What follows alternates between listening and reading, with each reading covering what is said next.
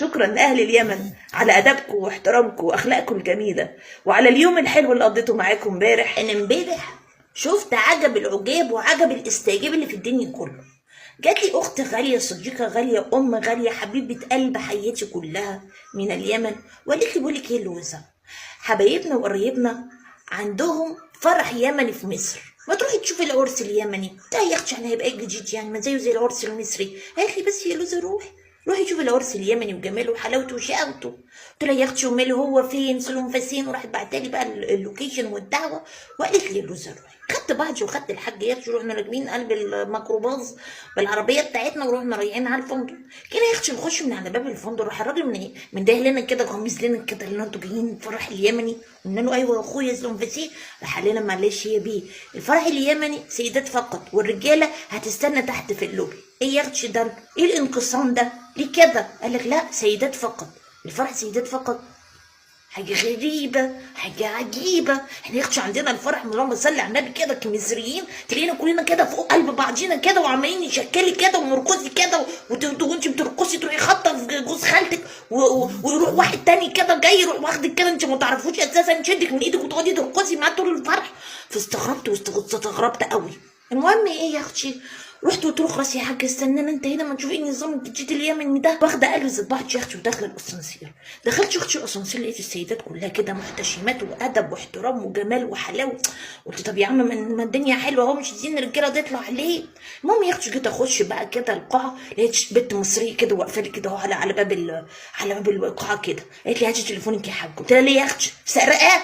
قالت لي يا حاجه ما ينفعش تدخلي بتليفونك كده. ليه يا اختي ماله؟ هو ده كمان راجل؟ راحت شاده مني التليفون وراحت يا اختي حطاه في قلب جراب كده، وراحت حاطه لزقه على الكاميرا قدام وحاطه لزقه على الكاميرا ورا، احترام للخصوصيه والادب والاحترام والاحتشام، عشان ما تخشش يا اخويا بتليفونك تفقعه في وش اي حد تصوره غصب عنه، وتصوره بقى وهو كده عايش حياته وتنزلها يا اخويا على الانترنت وتنزلها هنا وتنزلها هنا. احترام للخصوصيه والادميه الانسانيه. ها مش بقى عندنا احنا بقى كده تبقى انت واقفه كده في 500 انسان كده ضارب تليفون في قلب قفاكي، يعني ممكن تبقى انت عادي تشدي التليفون تلاقي واحد بيصور فوق عادي خالص. مش فرح بقى، فرح كل شيء مباح، الراجل ابو كاميرا بسلك ده بيخش يصور في اي حته. تمام. المهم يا اختي بقى فرح والله العظيم حسيت براحه واستراحه. راح واخد مني يا اختي قلب التليفون البت البنيه ودخلنا القاعه. القاعه كلها سيدات قمه في الجمال والادب والاحتشام والملوك، تحسي ملكات والله العظيم. المهم بقى حاجه بقى فرح، واللي بيرقص واللي بيهيص واللي بيرقص، بس كلنا ستات في قلب ذات بعضين. اللي اكتشفته واستغربته جدا جدا ان هم بيرقصوا رقص عادي.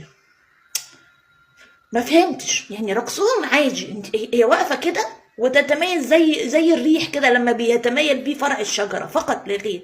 يا بت يا ايمانيه، فين بقى الرقص بتاعنا اللي هو بقى الجديد بقى، اللي هو الراقصات الجداد بقى بيرقصوه ويروحوا يتعلموه في مدارس الرقص، وبناتنا الحلوين سوسن وشيرين بيرقصوه برضه، يعني بيرقصوا رقصه بالرقصات اللي هي بتاخد وضع الحناء كده زي الكلبه كده، تلاقيها عماله ترقص زي الكلبه كده.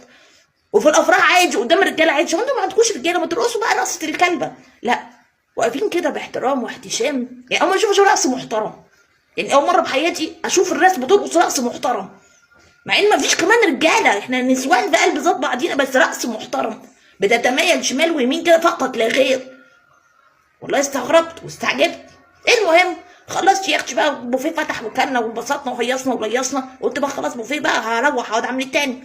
جيت يا اختي امشي لقيتهم بيزغرطوا بقى والزغاريت عليت. قلت لهم في ايه؟ قال لك بس اصل فسيد العريس طالع علشان يتصور ياخد صوره مع العروسه. طب يا عم اهلا وسهلا، ما اخش بشوف العريس. رحت داخله بقى كده، رحت باصه كده لقيتها مش القاعه، هي نفس العروسه بس مش احنا ولاد، فين البنات راحوا فين؟ ادب واحترام واحتشام اللي ما في واحده وشها باين، وشها بس حتى باين. العريس دخل، راجل واحد دخل سطر 50,000 واحده، خلق 50,000 واحده تقف بأدبها واحترامها عشان راجل واحد دخل. تذكرت بقى ايه الافراح بتاعتنا اللي بشوفها على الانترنت، الحمد لله بقالي كتير ما رحتش افراح مصريه.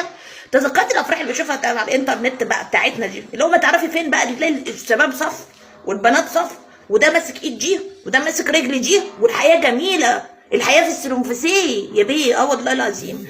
فبصراحه يعني رجعت كده عندي احساس ان انا كنت مع ناس غاليه قوي، ناس عارفه قيمه نفسها. الست لما تعرف قيمه يعني بتحس انها انت ملكه بيت، انت اميره، هي الاميره والملكه كده اللي حدش يشوفها ولا حد يلمح طرفها. هي دي الملكه، هي دي الاميره، هي دي الغاليه. فكوني غاليه. وشكرا شكرا لاهل اليمن على ادبكم واحترامكم واخلاقكم الجميله، وعلى اليوم الحلو اللي قضيته معاكم امبارح. واتمنى اشوف افراحنا تبقى جميله كده ومهذبه كده وهاديه كده. عندنا مثل ذلك الافراح الاسلاميه بتبقى جميله وهاديه، بس للاسف قله قليله. لكن اهل اليمن دي افراحهم الستات لوحدها يا اختي والرجاله لوحدها.